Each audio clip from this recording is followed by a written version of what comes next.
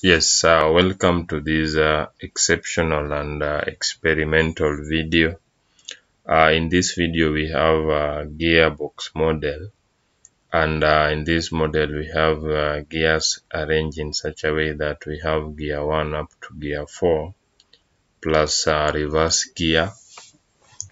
In theoretical instances, we do have two types of gearboxes. We do have transverse and longitudinal arrangement.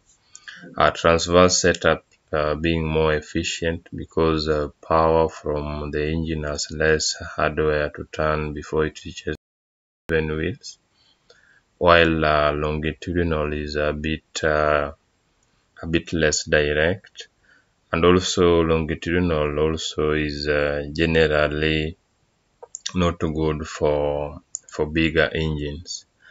So here we are testing the transition, the functionality and transition between, let's say you are moving from gear 1, gear 2, gear 3, and so on.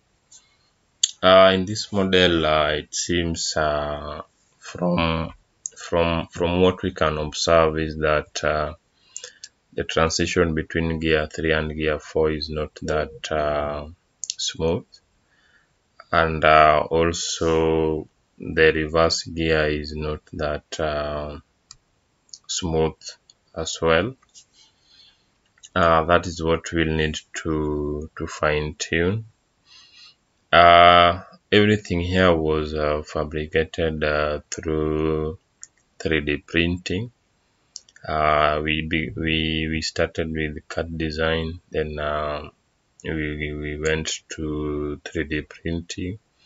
Now we are in testing phase, just to ascertain the functionality of each gear in this gearbox. With us also we do have a differential unit. Differential unit model here, which is also fabricated through 3D printing. Differential works in such a way that let's say the vehicle is negotiating a corner. One wheel has to move at higher speed, or one wheel has to cover more distance than the other wheel. In that scenario is when now the differential unit comes in handy. It can lower the speed of one wheel while the other wheel is moving at full speed.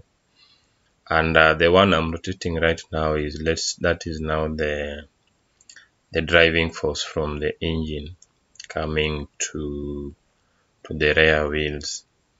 So basically that's how a differential unit works. Give this video a thumbs up, and please do subscribe to this channel for more experiment of the same kind. Thank you. Bye.